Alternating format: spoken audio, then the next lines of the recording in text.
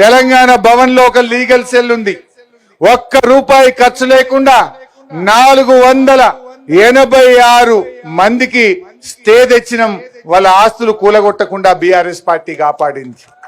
ఇక్కడ కూడా ఏ పిల్లల మీద గాని, మా నాయకుల మీద గాని, మా కార్యకర్తల మీద కేసులు పెట్టినా బీఆర్ఎస్ పార్టీ మీకు అండగా ఉంటది.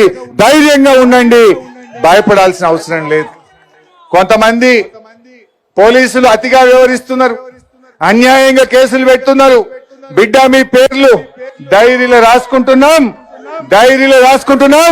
మా గవర్నమెంట్ వచ్చినాక మీరు తగిన మూల్యం చెల్లించుకోవాల్సి వస్తుంది. శ్రీధర్ రెడ్డి హత్య జరిగింది కొల్లాపూర్లో.